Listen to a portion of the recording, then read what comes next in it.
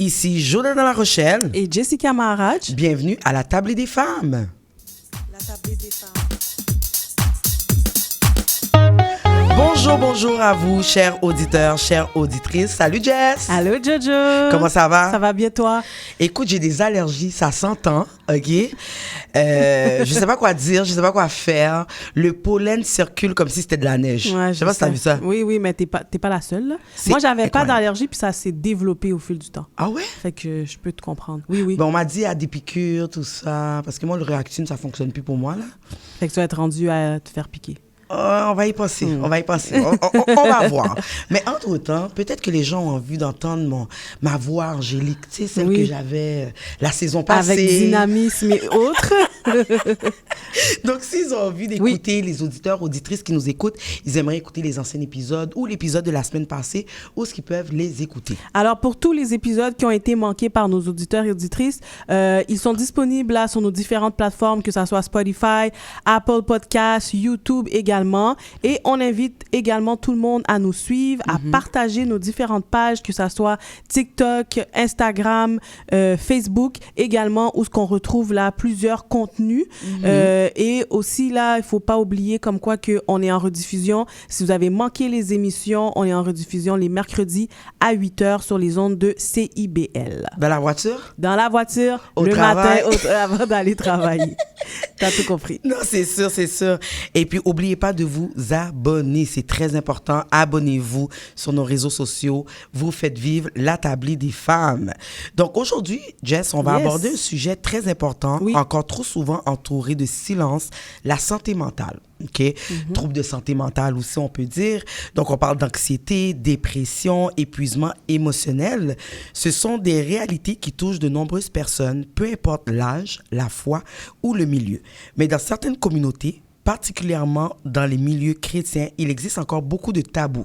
Certaines personnes hésitent à demander de l'aide, croyant que la prière seule devrait suffire ou que la santé mentale est liée uniquement à un problème spirituel.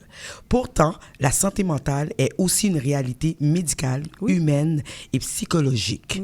Donc, avant d'accueillir notre invité, Jess, on va parler de santé mentale, chrétienté. Je voulais aussi un peu parler de mon expérience. Moi-même, j'ai eu des difficultés. Je l'ai déjà parlé pendant le web show, fait que je vais pas m'éterniser là-dessus, mais j'avais eu une dépression majeure, on m'avait diagnostiqué, j'en avais parlé aussi.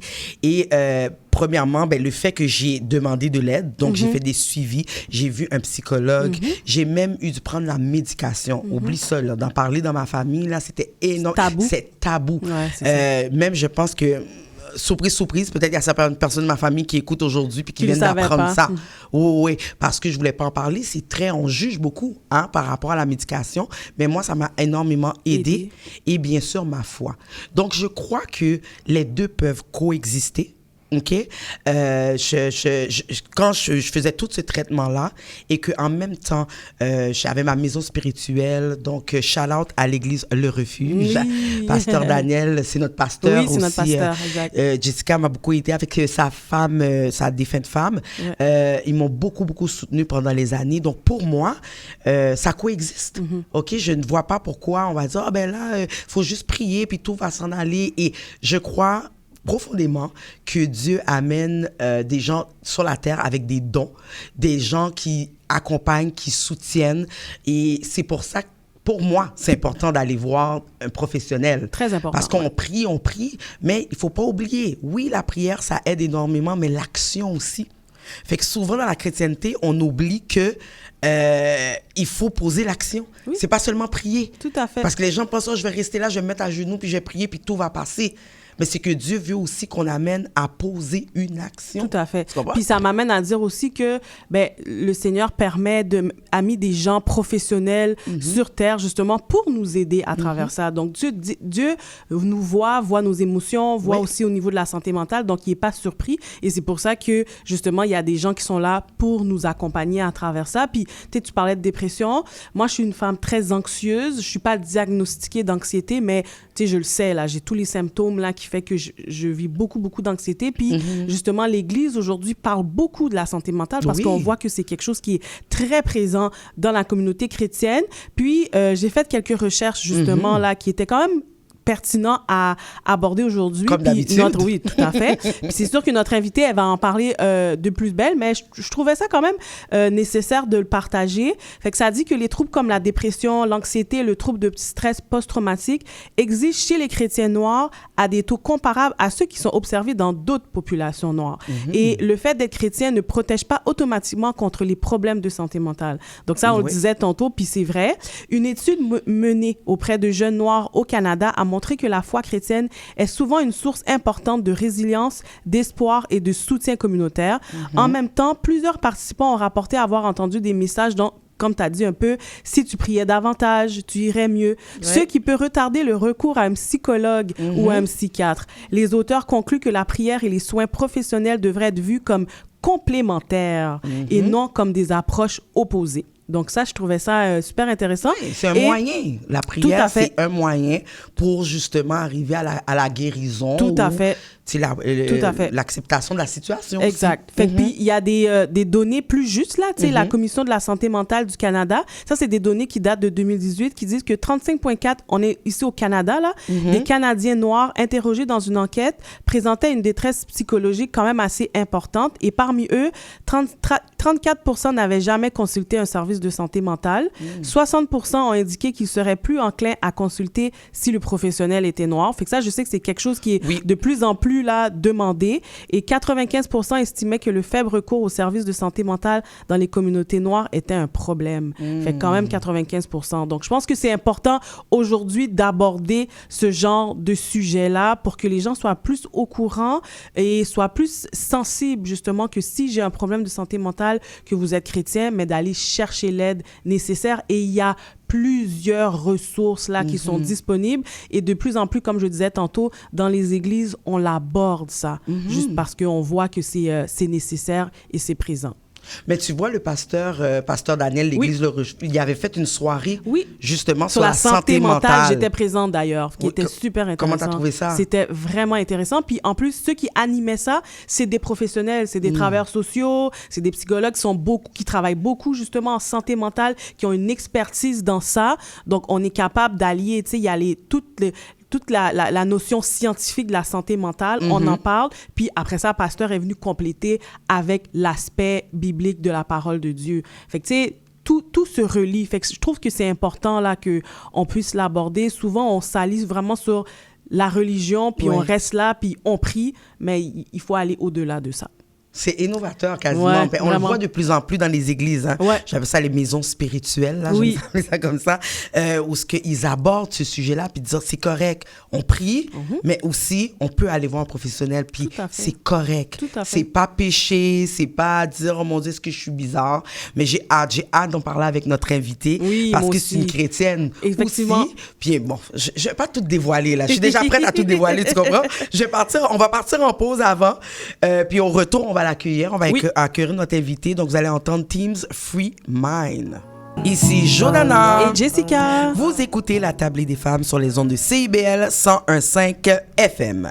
Donc aujourd'hui, nous avons le plaisir d'accueillir une femme au parcours riche et multidimensionnel. Une femme chrétienne engagée, une psychothérapeute et fondatrice de l'organisme La Maison de Réconciliation qui accompagne des personnes vivant des défis en santé mentale. Dans sa pratique, elle accompagne des personnes vivant des difficultés relationnelles émotionnelle en créant un espace sécurisant propice à la guérison et à la restauration intérieure. Elle évolue également dans le domaine musical sur le nom d'artiste Tania Hazel. À travers ses différentes passions, vocations, elle cherche à toucher les cœurs et à offrir des espaces de transformation et d'espoir. Bienvenue à la Tablée des femmes, Tania Angibault. Merci de m'avoir. Je suis vraiment très contente d'être avec vous ce matin. Oui. Ah, vous, l'introduction était ma pire. Ah ouais, non, vraiment. C'est vraiment beau. Mais j'aime ça entendre intros. ce genre d'introduction-là, puis les invités sont eux-mêmes comme genre surprise, mais agréable agréablement surprise d'entendre tous ces éloges-là, en fait, mais ça fait tellement partie de vous. Puis des fois, on oublie, genre, que c'est vous qui avez créé ça, en fait. C'est vrai, prendre le temps de s'arrêter puis regarder comme, wow, le chemin qui a été fait, oui, vous avez raison. C'est beau. Mais merci encore d'être là, Tania. C'est vraiment un privilège. Écoute, Jordana l'a dit un peu plus tôt, là, tu es directrice et fondatrice là, de la Maison de Réconciliation. Exact. Est-ce que tu peux nous expliquer un peu là, comment ça a été créé et pourquoi tu l'as créé, cet organisme-là? Bien, l'intention de la Maison de Réconciliation, c'était vraiment de créer un espace, premièrement pour les gens aussi qui nous ressemblent, j'ai envie de dire. Parce que bien souvent, il y a beaucoup de services, des cliniques notamment, très, très bien. On vient pas, le but, c'est pas de minimiser leur approche et tout, mais souvent, les gens de notre communauté vont sentir qu'ils peuvent pas être tout à fait eux-mêmes. Ils peuvent pas parler des sujets avec une pleine liberté parce qu'ils ont toujours l'impression qu'ils doivent des fois peut-être cacher certains aspects ou justifier leurs croyances. Donc vraiment, Maison de Réconciliation se veut être un espace où est-ce que tu peux être toi-même dans toutes tes croyances, à ramener des aspects rattachés à ta culture, dans ton suivi. Vraiment, tu parles de ce que tu veux parler, de la manière dont tu veux en parler. Et pour moi, Maison de Réconciliation se veut être un espace accueillant. J'ai beaucoup imaginé, vous savez, cette image de lorsqu'on sort tard le soir, peut-être qu'on est dans une ruelle, c'est sombre, on est un peu dans notre tête, et puis il y a comme toutes les maisons, les lumières sont fermées, on dirait que personne nous attend. Mais je voulais vraiment que Maison de Réconciliation soit cette maison que la lumière est restée allumée et on t'attend. Tu vas cogner, on va pas te poser plein de questions pour te juger. Où est-ce que tu étais, avec qui? Non, on t'accueille. On te reçoit, on prend soin de toi et tranquillement, on va adresser les choses qui font en sorte que tu ne vas pas très bien. Et lorsque ce sera le moment convenable pour toi, tu repartiras dans ton propre chemin. Mais on aura pris soin de toi en apportant de la lumière dans ta situation.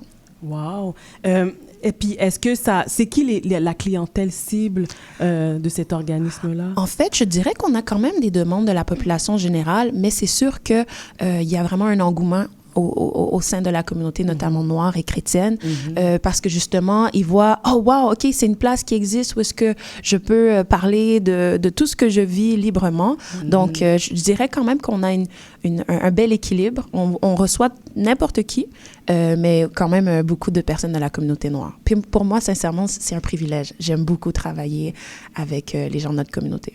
Puis les gens, la clientèle justement qui se présente, ils doivent être contents de voir que le monde me ressemble. Tu sais, le monde me ressemble, je peux en parler. Parce que souvent, qu'est-ce qui arrive, c'est qu'on veut aller chercher de l'aide. Jessica l'a dit tantôt dans l'introduction. Puis, t'es comme, c'est pas pour être plate, mais tu vois une personne caucasienne, t'es comme, est-ce qu'elle comprend ma réalité?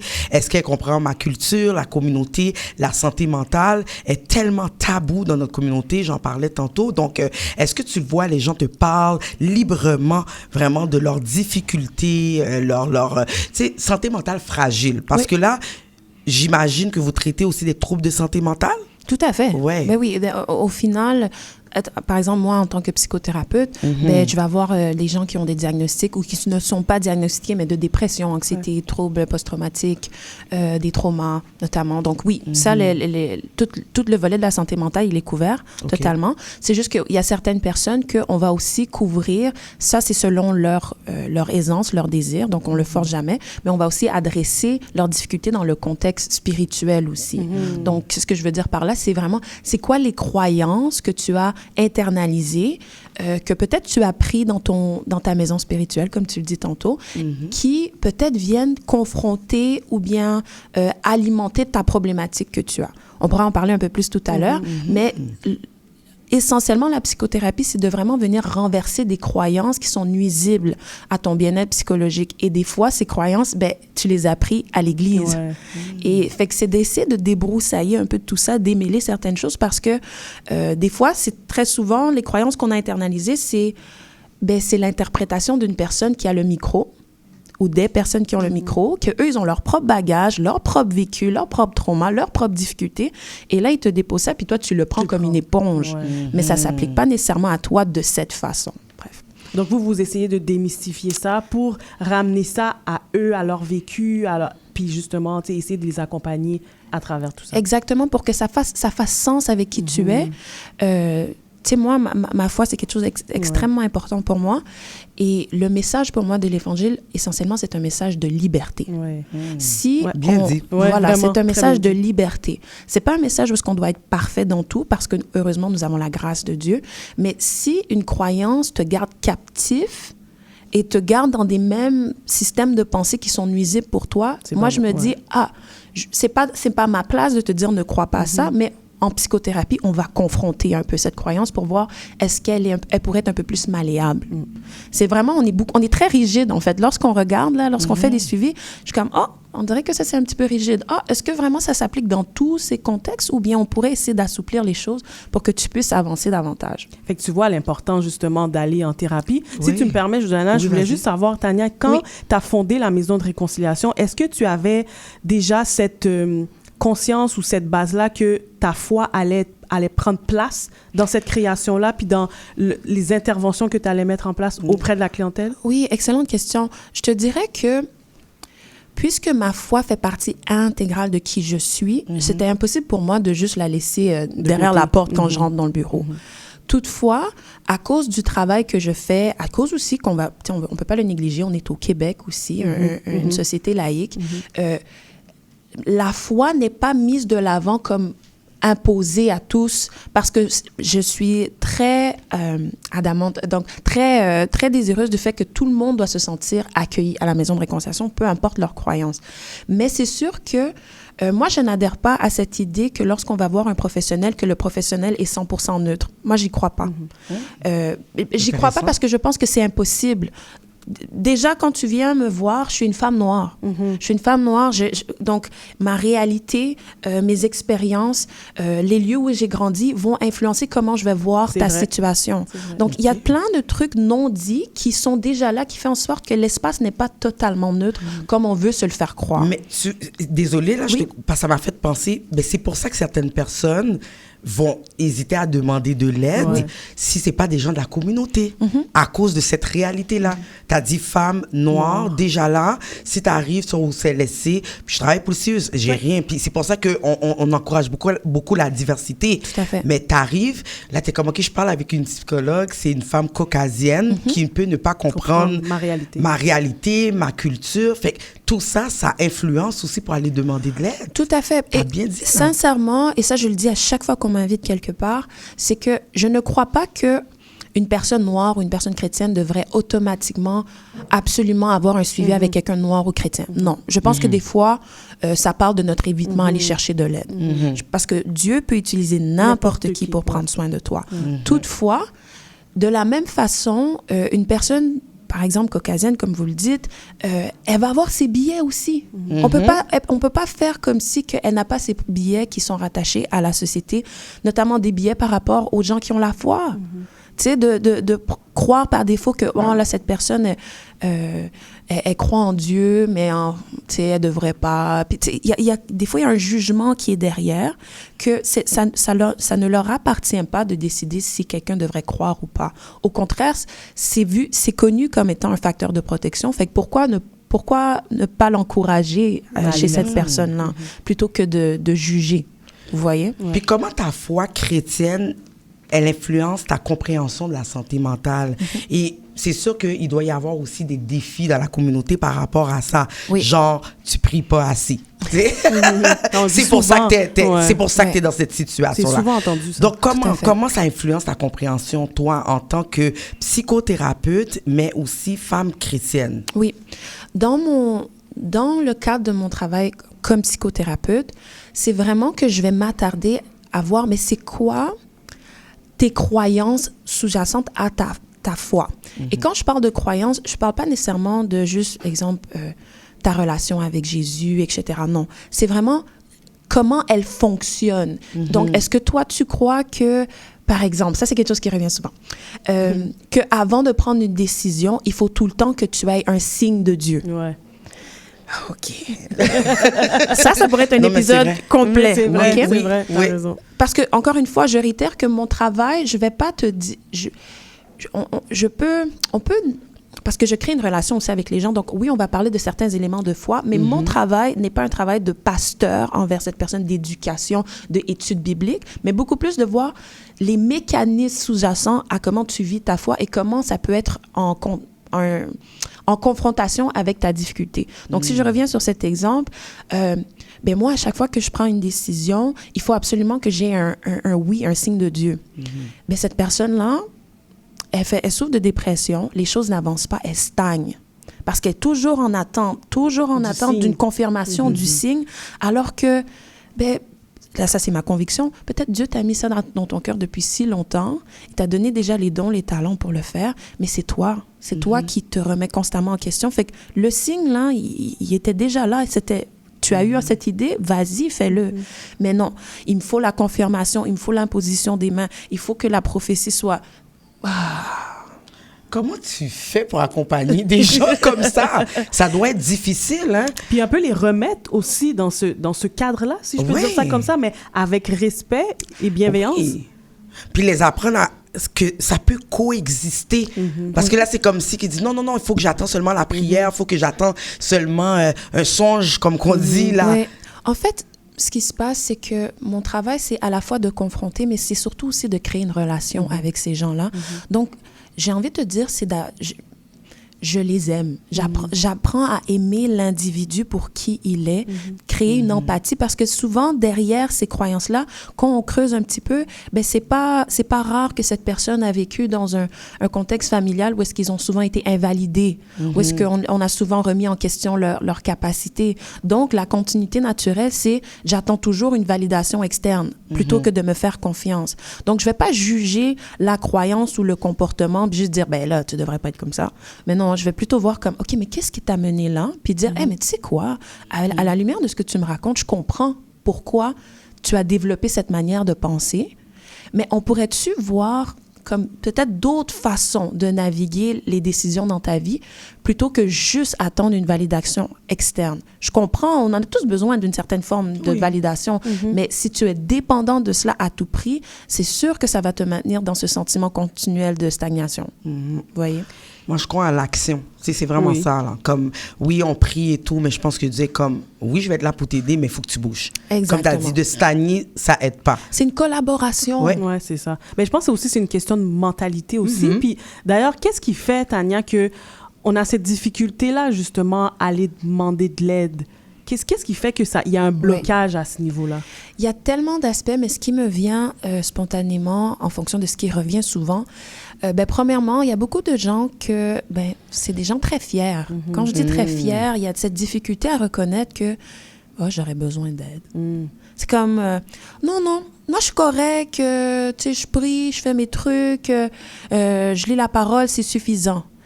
Alors que ça demande une réelle humilité de dire, je pourrais bénéficier des connaissances, de l'expertise d'une autre personne. Fait que là, il y a c'est l'ego qui est ce premier obstacle.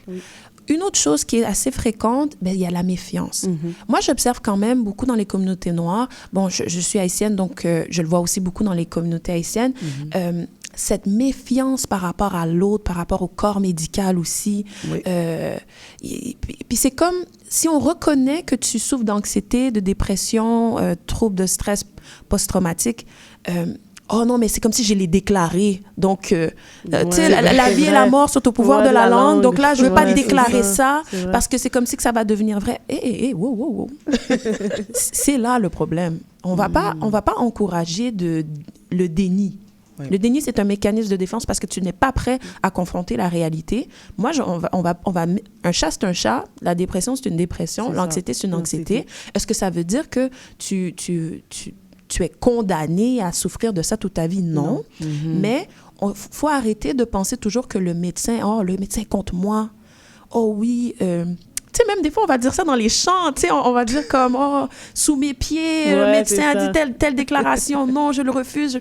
Mais le médecin, il n'y a pas un plaisir, là, comme, tu sais, voici, je déclare ça sur ta vie. Non, il y a un problème. Il atteste le problème.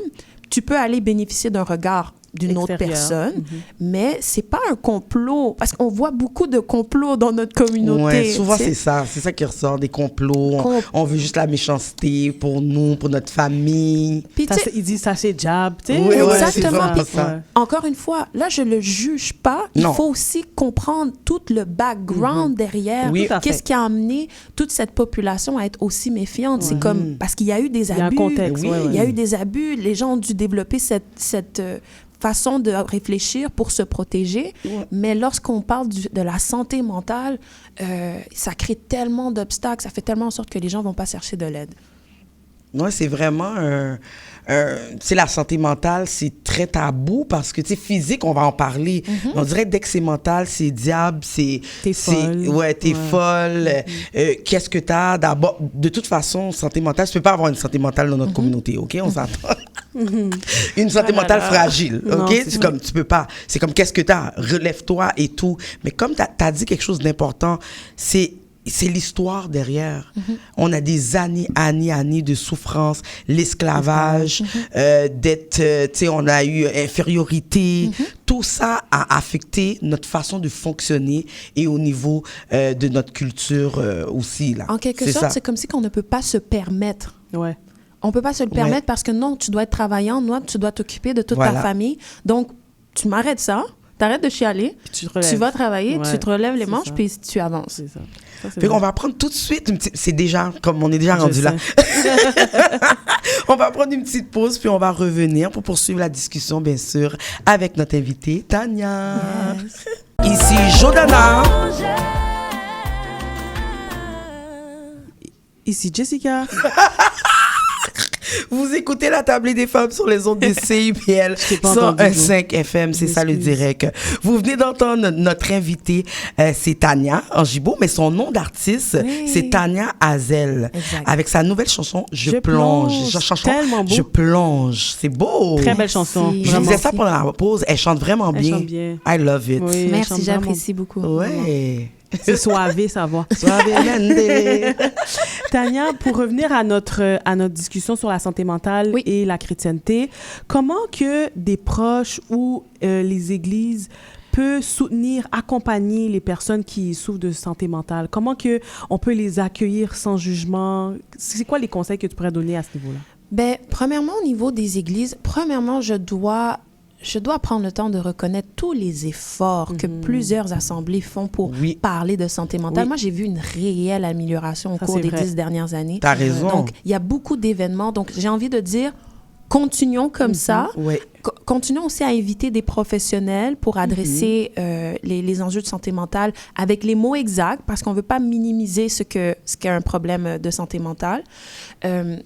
J'ai envie aussi de dire que au niveau familial, au niveau de l'entourage, c'est d'en parler sans tabou. Tu sais, je sais que aussi des fois la démarche d'une personne ça reste privé, mais on gagnerait aussi à en parler un peu plus ouvertement. Ah oui, ben, tu sais, on n'est pas gêné de dire j'ai eu un massage l'autre jour avec un professionnel. Ouais. Mais pourquoi c'est si gênant de dire ah oui, j'ai commencé un suivi en thérapie, ça me fait du bien. On n'est pas obligé de parler de tous les détails, mais ça me fait du bien parce que ça devient moins un tabou. Ouais. Mhm. Tu sais, On normalise le sujet. Exactement, c'est ça. parce que là, c'est comme un peu une cachette. Oh, ouais. Est-ce que je dois le dire ou pas? Exact. Ouais, c'est ça. Le mardi soir à 8 h, je suis pas disponible. OK. Beaucoup, hein. Tu sais, c'est comme un secret, alors que c'est pas... On a tous des enjeux, on a tous des difficultés. On est des humains.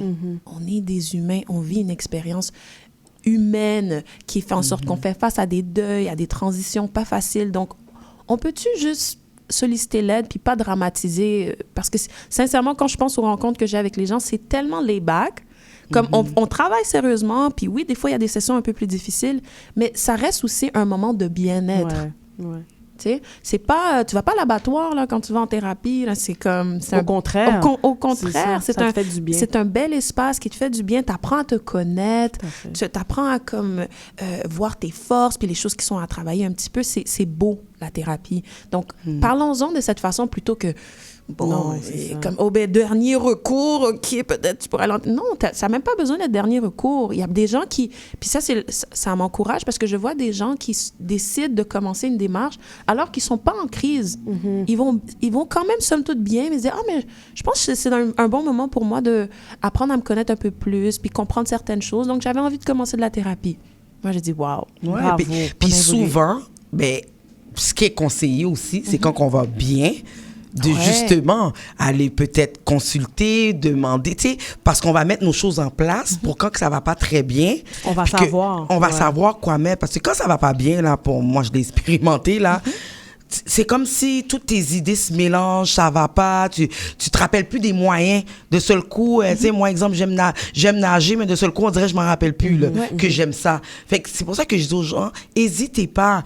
Même quand ça va bien, si vous avez envie d'aller parler, juste parler, vous vider, de le faire, parce que ça va vous permettre après de justement avoir ce bouclier-là. J'ai mes moyens inscrits ici. Donc, si ça va mal, ben, je peux sais aller me quoi référer faire, à ça. Mais c'est que si tu sollicites des services lorsque tu es dans un contexte de crise, bien, premièrement, tu fais bien de solliciter des services. Oui. C'est juste qu'au début, on va pas rentrer dans des histoires, exemple, du passé et tout ça, démêler tout ça. Non, non.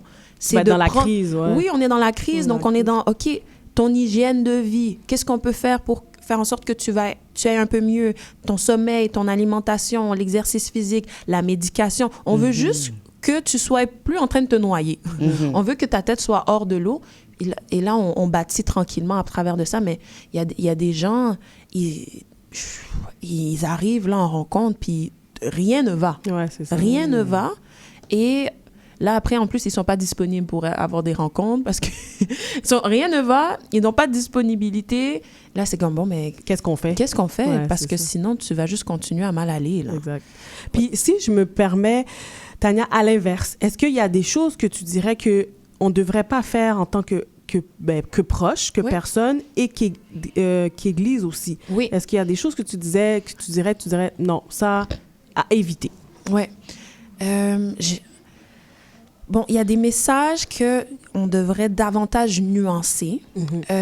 Premièrement, de dire à quelqu'un qu'il doit prier, qu'il ne suffit de prier. Non. Non. Priez, diable après le retirer. Oui. Priez, le diable Parce se partira. il faut dire, mesdames, que quand tu vas pas bien, des fois, c'est plus une prière que tu fais. C'est une rumination. Ouais. Tu es dans ta tête. Ouais. Le Saint-Esprit n'est... Comment dire? Le Saint-Esprit, il est là avec toi. Le Saint-Esprit ne nous abandonne pas. Mais dans ta souffrance, il y a bien des gens qui ne sont plus en train de prier. Ils sont dans leur tête. Ouais. Ils parlent à eux-mêmes. Ouais. Et quand là, tu es dans cette boîte sombre, c'est plus dirigé vraiment vers Dieu. Fait que là, la personne rumine, tu lui dis continue à prier, alors qu'elle a besoin de sortir de cette boîte, avoir de la lumière, quelqu'un d'autre qui apporte un autre regard. Donc, dire seulement de prier, ce n'est pas suffisant. De démoniser aussi les gens pour leurs difficultés ou de associer une difficulté à un péché. Ah, c'est parce que t'es tombé ou chuté. Ouais. T'as chuté, c'est ça. Reviens à l'église, puis tout va être correct. Très bien. Certes, reviens à l'église, mais des fois, l'église a participé à ta souffrance. Donc, des fois, là, c'est correct que la personne n'aille pas à l'église pendant un certain moment, mais c'est là où est-ce qu'on va voir aussi le corps de Christ. Si vous êtes aimant comme ça, vous allez contacter la personne, vous allez visiter, vous allez faire des appels d'amour. C'est pas de forcer à quelqu'un qui va pas bien d'aller à l'église qui va change. changer les Non. choses. Donc, il y a toute cette... Ces habitudes, ces mentalités un petit peu changées, mais de démoniser quelqu'un qui vit des défis, non. La personne fait face du mieux qu'elle peut à des réalités humaines et elle a besoin de compassion, elle a besoin d'empathie. De bienveillance. Oui, puis tu sais, des fois, nous, plusieurs d'entre nous, on a grandi avec le tough love. Comme, non, mais c'est ça qu'elle a besoin. Si elle a du tough love de tout le monde, est-ce qu'elle peut avoir au moins une personne qui fait preuve de comme un peu plus de bienveillance? Parce que bienveillance ne veut pas dire accepter, exemple, que tu consommes. Ça ne veut pas dire ça. C'est juste, je comprends que tu utilises ce moyen pour essayer de réduire la souffrance, réduire la détresse. On va essayer d'aller vers quelque chose d'autre ultimement, mais pendant que tu es dans cette étape, je t'accueille. Vous voyez? Donc, c'est différent. C'est différent. Ouais. Puis, tu sais, je vais aller un peu plus loin. Tu sais, qu'il y a des gens qui vont dire, ben, on sait que le diable existe. qui fait la méchanceté. Fait que c'est quoi ton approche à quelqu'un qui dit, ben moi, je pense que c'est un diable, là. Tu comprends? J'ai besoin d'un exorcisme, là. J'ai pas besoin de thérapie. Puis il va dire, je sais, je suis convaincu. Parce que, on va dire, il y a de la méchanceté dans le monde, pour de vrai. Fait que t'as des gens qui arrivent puis ils disent, je ne crois pas que c'est un trouble de santé mentale. Ouais. Je ne crois pas que ma santé mentale est fragilisée. Je pense plutôt que c'est un diable, moi, un esprit. Oui. Tu sais, j'ai toujours une compréhension de l'aspect spirituel, de certaines difficultés, des fois même qui peuvent perdurer d'une génération à l'autre. Toutefois, une des choses que je travaille le plus dans mes suivis avec les gens, c'est de ramener le fait que l'homme est pécheur parce qu'il choisit le péché aussi, et parce que, dans le fond, tu es responsable de certaines difficultés que tu rencontres parce que tu choisis de rester dans des relations toxiques. Tu choisis de faire confiance à certaines personnes qui abusent de ta générosité. Il y a aussi des éléments systémiques. Donc, c'est peut-être pas toi, mais tu es présentement dans un contexte familial où est-ce que ton père est alcoolique, ta sœur, elle souffre d'une anxiété. Fait que c'est de mettre des mots pour aider la personne à comprendre que oui, certes, le diable opère, mais tout n'est pas le diable. Non, c'est ça. C'est aussi le choix de plusieurs personnes. Puis comment qu'on peut prendre soin de toi, comme, tu sais, quoi faire dans un contexte où est-ce que tu grandis, puis ta mère est schizophrène. Tu sais, comment tu peux prendre soin de toi dans ce contexte-là? À la place de juste dire, oh, ben, je vais prier pour que ma mère soit délivrée. Non. Ouais. Comment tu prends soin de toi? Parce que c'est difficile d'être dans un foyer où est-ce que il y a quelqu'un qui souffre d'enjeux de santé mentale. C'est difficile. Fait que on va pas tout mettre dans la cour du diable parce que souvent, ça parle de notre incapacité à se responsabiliser puis de prendre les choses en main. C'est comme une facilité. Voilà. C'est ça. Tu sais, j'ai envie de dire, on a eu l'autorité en Christ. Ouais. Donc, on peut pas juste excuser constamment, je veux dire, oh ben, on sait bien, c'est le diable. Ouais, c'est ça. On sait bien. Puis on se laisse aller. Puis ça devient comme davantage une impuissance, là, une fatalité. Donc, pour moi, dans ma manière de voir la foi, c'est comme si que je donne trop de pouvoir au diable. Parce que si vraiment on dit que ses œuvres sont sous nos pieds, oui, certes, il est le prince de ce monde, mais on a quand même l'autorité en Jésus-Christ qui nous a donné le pouvoir de marcher sur le scorpion, sur la spique. Donc, c'est pas vrai que je vais juste faire « Ah, c'est le diable, là. Ah, mais vous savez, bon, je vais juste... » Non. Qu'est-ce que tu vas faire? Quelle action que tu vas mettre en place pour... Action. Exactement, pour protéger ta foi, pour protéger ton âme, pour prendre soin de toi. Et prendre autorité. Et prendre autorité, exactement. Puis, est-ce qu'il y a quelques signes comme qu'une personne peut avoir pour déterminer, exemple, elle doit prendre ça au sérieux. Excuse-moi, je me reprends. C'est plus que des signes qu'une personne doit prendre au sérieux pour dire, OK, là, je vais pas bien. Est-ce qu'il y a des choses est-ce que c'est au niveau des habitudes? Tu sais, des fois, des gens qui sont très sociaux, d'un seul coup, ils s'isolent.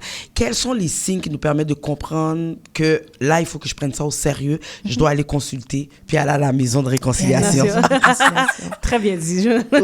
Mais le signe qui revient le plus souvent, je pense pas que je vais vous étonner, c'est la fatigue. Mais les gens vont mettre tout sur le dos de la fatigue. C'est comme la fatigue a le dos large. Là. Donc, tu sais, des premiers indices, ça peut être au niveau du sommeil. Tu peines à t'endormir ou tu dors trop.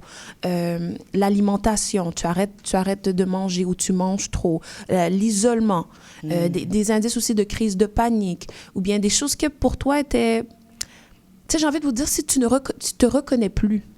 Tu sais, on va dire que tu étais quelqu'un de... Tu sais, là, je te vois aujourd'hui, tu es jovial, tu es dynamique. Merci!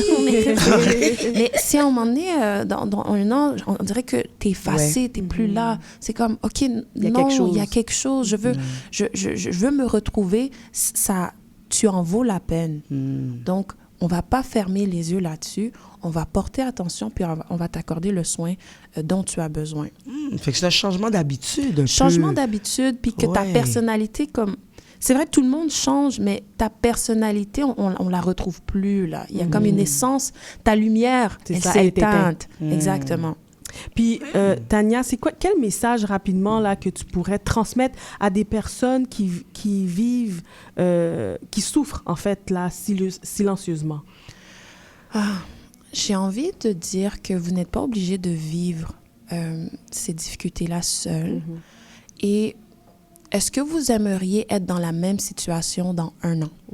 Tu Tu sais, si on disait comme, OK, tu fais rien, puis dans 1 an, tu es dans la même situation, est-ce que tu serais bien? Est-ce que tu serais capable d'accepter ça? Bien souvent, la réponse, ça va être non, j'aimerais ça aller mieux. Fait que pour aller mieux, c'est les choix que tu vas prendre aujourd'hui qui vont faire une différence. Donc, c'est pas, tu sais, je pense pas, et c'est important que je le dise, que la thérapie est la seule façon.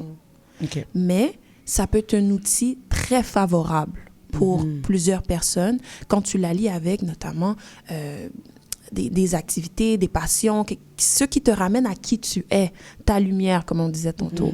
Mais c'est vraiment de ne pas négliger parce que chaque chose que l'on reporte finit toujours par nous rattraper au final. Donc, il y a bien souvent des personnes que je rencontre, ben, quand on creuse un petit peu, ben, on voit que, ben, on dirait que tu es en dépression depuis 3 ans. Comme depuis le deuil, là, que tu as dit, ben, j'ai juste accepté que la personne est morte, par exemple, ou bien la rupture, on dirait que depuis, ça a juste... Été en bas. Exactement. Ta situation de santé mentale a juste décliné.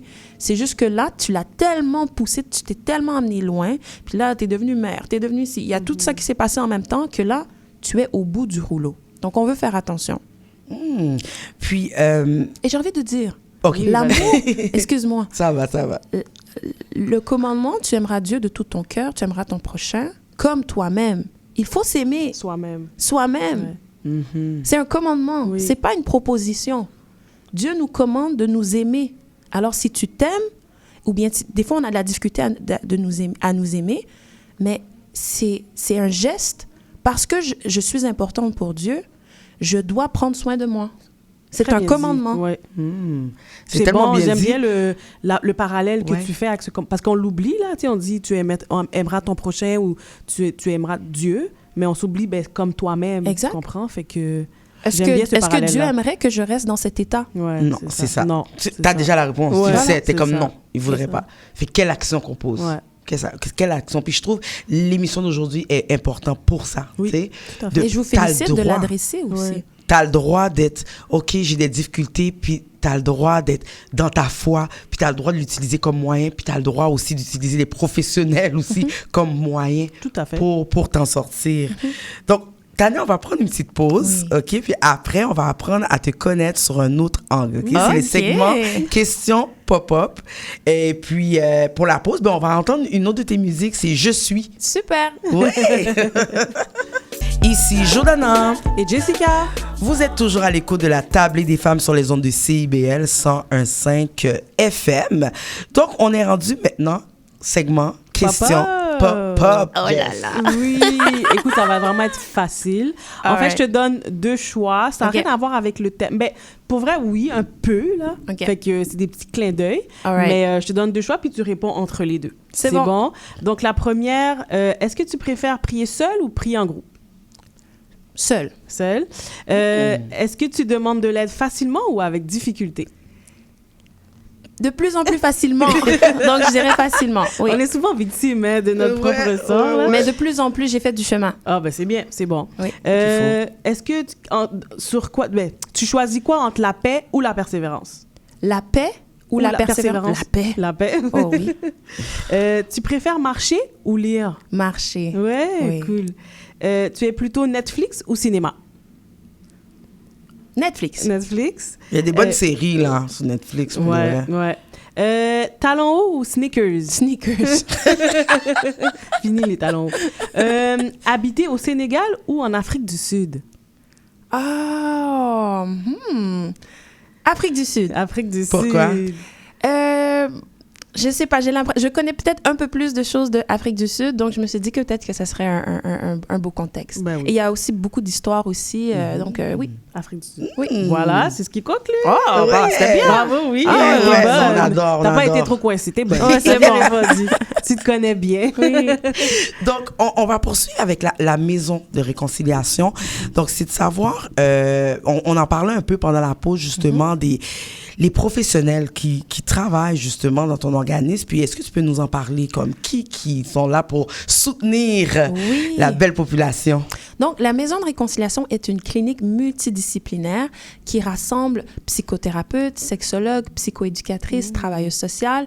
Et pour le moment, en fait, on souhaite aussi avoir d'autres professionnels qui s'ajoutent à nous parce qu'on veut toujours avoir l'expertise qui va être requise pour les personnes qui vont nous solliciter. Donc, vraiment, il y a moyen d'obtenir un service selon vos besoins. On offre des services pour les individus, pour les couples, pour les familles également. En psychoéducation, c'est vraiment souvent pour les enfants, les ados, les parents, donc un coaching parental. Donc, on est situé à Laval. Un super bel emplacement qui vous attend, décoré avec soin. Vraiment, tout le monde nous dit qu'on a vraiment un espace très chaleureux, très accueillement. Et pour moi, c'est une réelle fierté. Je rends grâce à Dieu. Parce que c'est ce que vous vouliez, là. C'était ça l'objectif. Exactement. C'est lumineux. Vraiment, on veut vraiment que les gens se sentent à la maison. Ouais. Donc, tu disais que c'était privé. Exactement. Donc, j'imagine qu'il y a aussi un montant à payer. Donc, Exactement. Chaque professionnel, il y a un montant, donc il y a un tarif. Donc, n'hésitez pas à nous contacter. On fait de notre mieux pour répondre aux demandes le plus rapidement possible.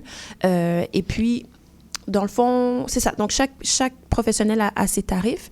Et puis, ça se passe super bien, les suivis. Et puis, ceux qui bénéficient d'assurance, donc la plupart, remboursé. Exactement. La plupart des services sont remboursés par les assurances, donc c'est toujours très aidant. Ouais. Et utilisez-les. Il y a tellement de gens qui n'utilisent pas, alors que c'est un montant qui est disponible pour vous, là.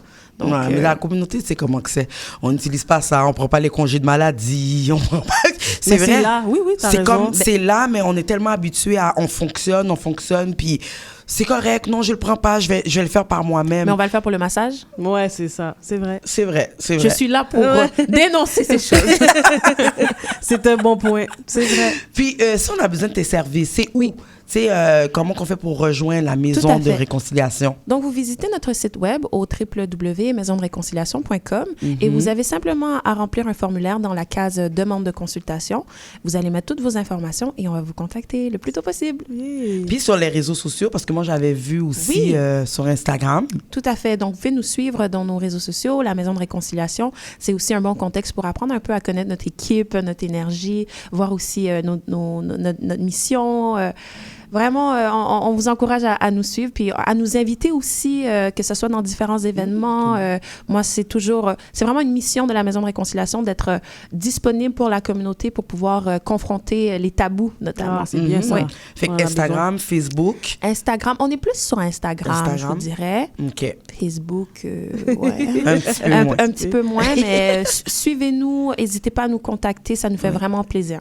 Puis, on va dans ton côté artiste. Oui. Donc, si on veut entendre ta musique, on veut te connaître le côté artiste, donc psychothérapeute, comment qu'on fait? Donc, toutes mes chansons sont dans les plateformes de streaming, donc notamment Spotify. Vous pouvez voir aussi les chansons, les vidéoclips sur YouTube et me suivre sur Instagram à Tania Ezol officiel. Et voilà, donc tania.ezol.officiel. Nice Merci beaucoup, Tania, pour ta présence. Très belle discussion, très beau sujet. Vraiment, on a des beaux sujets et des beaux invités cette saison.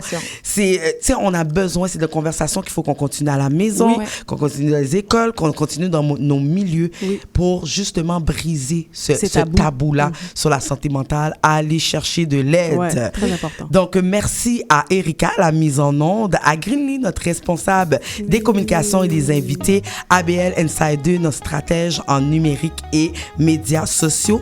Et toi, Jess, ma belle Jess. Hey, merci, Jojo. Et surtout à vous, chers auditeurs, chères auditrices, merci de nous écouter, nous soutenir et faire vivre la table des femmes. Donc, on se donne rendez-vous samedi prochain dès 10h au 101.5 FM. CIBL. C'est bon, ça.